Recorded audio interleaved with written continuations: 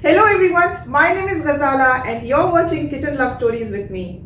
When Wajid Ali Shah came to Kolkata, along with him came his personal chef and Awadhi cuisine. Nawab Sahab was open-minded about trying new things in his food, and because the potatoes were exotic during those times in our country, the chef simply added this wonderful vegetable in Awadhi biryani, and hence Kolkata biryani was born.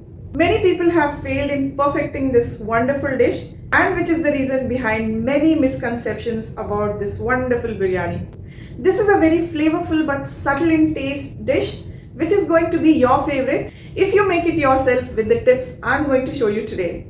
Making any biryani is about right spices, right ingredients in their right proportions.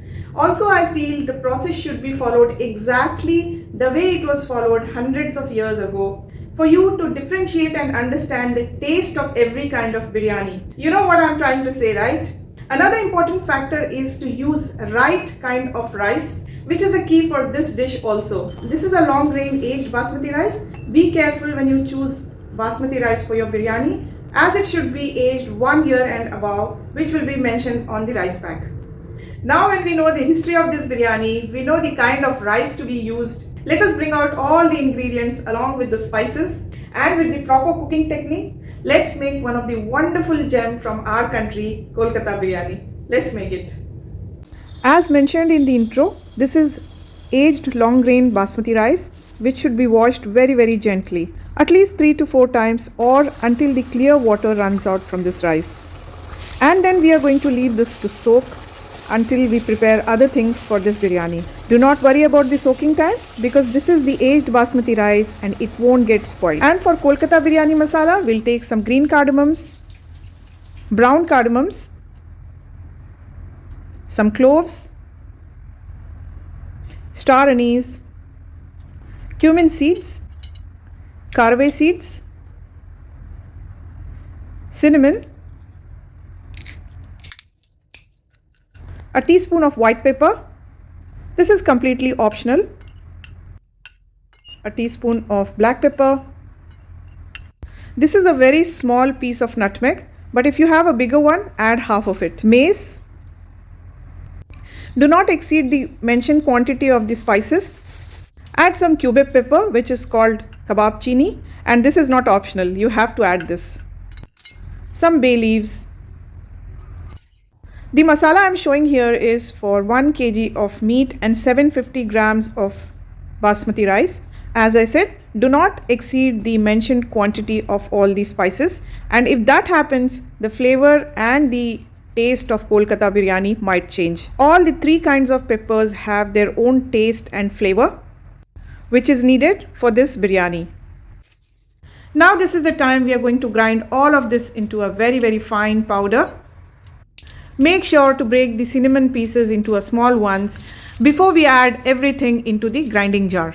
Somebody asked me recently that can she make this masala and store it? I said of course you can do that, but making fresh masala before you cook is the best thing you can do for any kind of biryani. It only adds few minutes of your time, as you can see here. So why not make the fresh ones? This is the Kolkata biryani masala, which we are going to split it into 2 equal parts. This biryani you will see is made very differently, and it's very important not to skip any of the process. A cup of milk in a bowl, and in this we are going to add 1 part of the powdered masala. Now here it's mandatory to use full fat milk. Please do not use low fat or skimmed milk.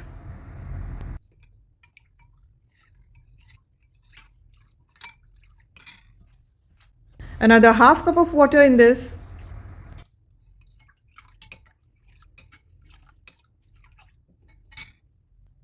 Add 2 pinches of saffron color, and we are going to mix all of this properly and keep it aside for later use. Follow these steps I'm showing you. With these steps you can make this biryani within an hour. We'll keep half of this masala powder aside to use it later. Now the onions, which should be sliced thinly. Make sure for it to be uniformly cut before we start frying it.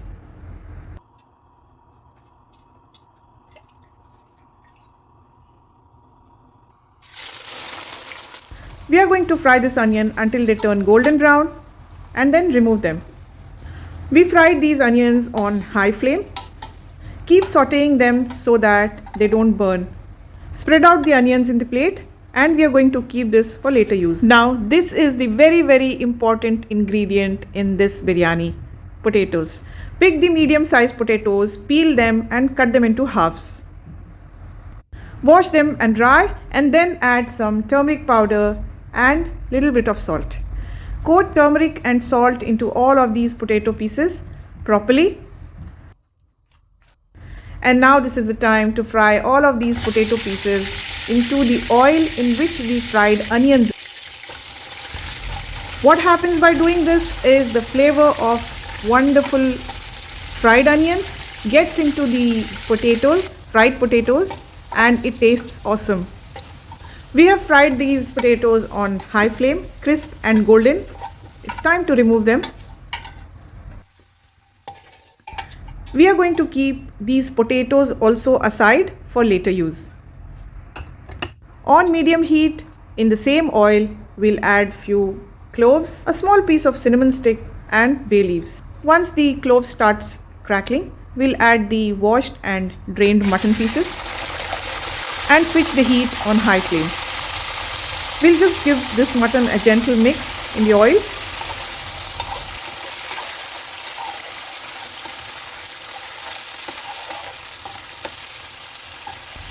We'll add some turmeric powder and spicy red chili powder. Make sure not the Kashmiri red chili powder or degi mirch. This is the normal spicy red chili powder, and give it all a very good mix. After cooking this on high flame for about 2 minutes, this is the time to add the powder masala we made and keep sauteing all of this for 1 more minute on high flame. This is the same biryani masala which we made, and we split it into 2 halves, which one part we added in milk and the other one we added now. Time to add some salt. Mix all of this well. The stove is still on high flame, and after a minute we are going to add ginger garlic paste and keep sauteing it for 2 more minutes. The two very important things to do when you're making any kind of biryani is to make freshly ground biryani masala when you're making biryani, and the second one is to add freshly made ginger garlic paste. If you follow these two things, you will take your biryani to next level, I'm telling you. I've been sauteing this for 2 minutes on high flame after adding ginger garlic paste. Now it's time to add yogurt and give it all a very good mix. And if you're adding curd, whisk it before you add it to the meat. We are going to mix all of this together until all of this masala and yogurt comes together and starts cooking. Please do not stop sauteing it before you see all of this is boiling or cooking together.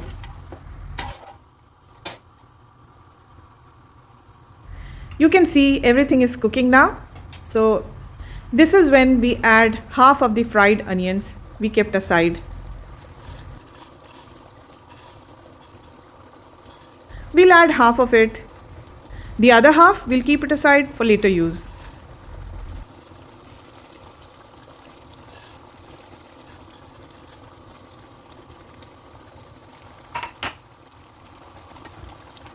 Give it all a very good mix. The stove is still on high flame. It's time to leave this mutton to cook, but before that we'll add some hot water.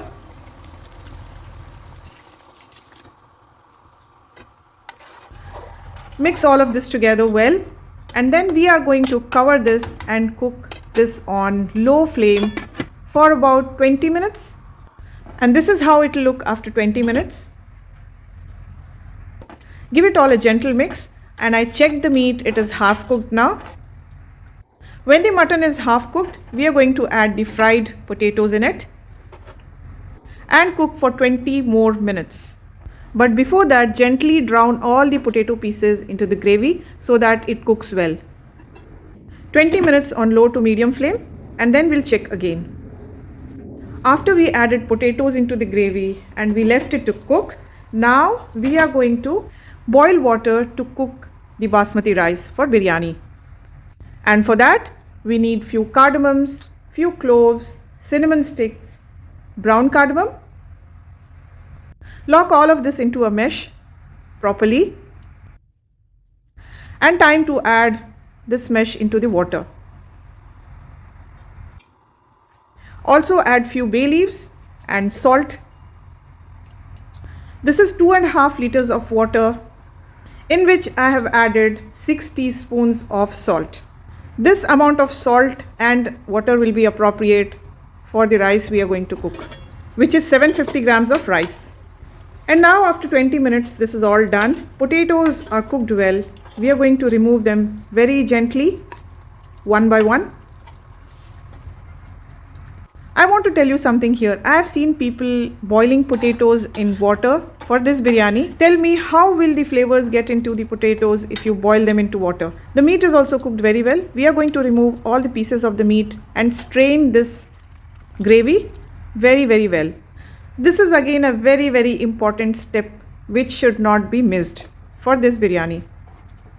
Let us squeeze out every drop of masala from this and throw this thick pulp which has remained in the strainer. Can you see how I'm squeezing out every drop of this masala, which is very precious? Now this strained silky masala should be added to the pot in which you're going to give dum. Add juice of half lemon.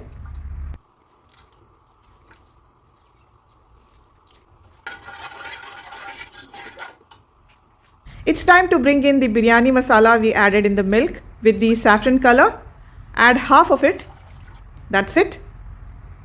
Other half we'll keep aside for later use. Give it all a very good mix.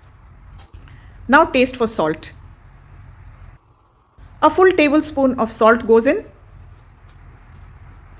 Give it all a mix. And then add quarter cup of ghee. The strained masala is still warm, so the ghee will melt as you mix it. Now it's time to take out the gravy with the ghee on the surface. Take out around 1 cup of gravy and then add the meat pieces. Arrange the meat pieces properly in the pot to prepare for dum.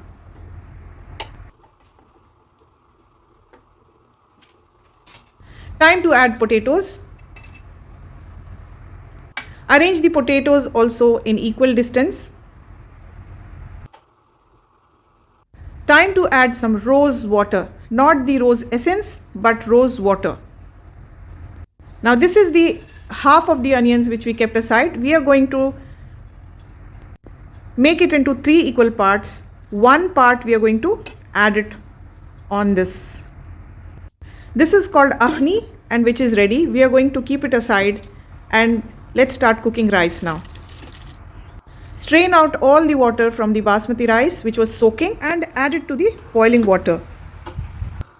Check the salt in the water. It should taste a bit higher than what you usually eat. Keep checking rice by pressing between your fingers. Firstly, you'll see it breaks into 3 pieces, and that's called teen kanni in the language of cooks who cook in huge quantities for weddings and functions. Then after a few seconds, you will see it will start breaking into 2 pieces, and that's when you'll have to immediately drain out all the water from the rice.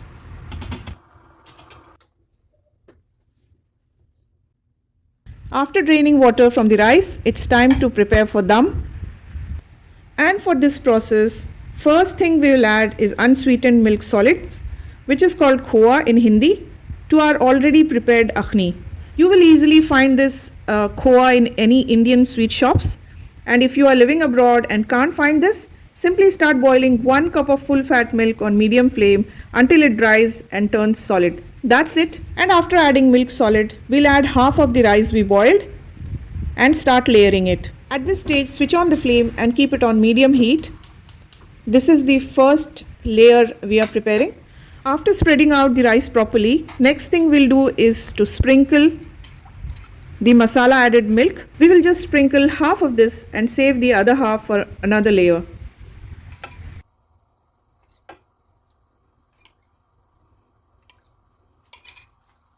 We'll also add half of the ghee added gravy we removed.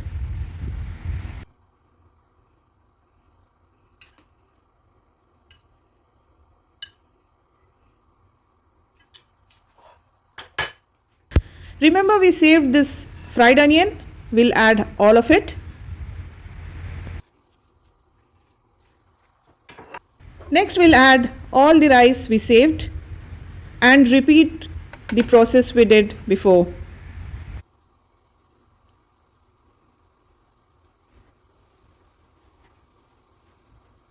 Spread out the rice properly and then we'll add all of the milk masala.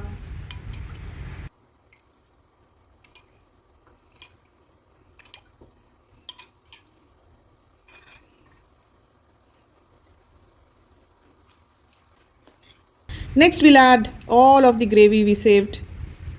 Remember, stove is still on medium flame. Some rose water on top. You can also add meetha atar or kevda water in this. The reason I didn't add kevda water is I don't like the flavor of it. If you like it, you can add it. Cover the lid and cook on medium flame until the steam forms inside, and then switch the flame to low and cook for another 10 minutes. And the mast biryani is ready to eat. But after you switch off the flame of the biryani, let it rest for about 10 to 15 minutes and then you eat. Hey guys, from whichever state you are, do not get stuck to one taste. Try to make and appreciate food from other states too. These recipes are hundreds of years old and was created by chefs to perfection with love, to please the people they love and respect. I hope you get what I'm trying to say. Make this biryani yourself and eat. I'm assuring you, you'll feel the royalty in the taste. Let me know in the comments how you liked this, and please share this video with your loved ones. If you are new to my channel, don't forget to subscribe. I recommend you to eat this biryani with onion and lemon salad. And if you're wondering why I didn't seal the pot for dum, let me clear with you that I've been making biryani for over 25 years. Whenever I make small quantity biryani and if I seal the pot for dum, the rice gets overcooked. When I make biryani of 8 to 10 kgs, I make sure to seal it with aluminium foil. Thanks for watching this video. You guys take care. See you in next video.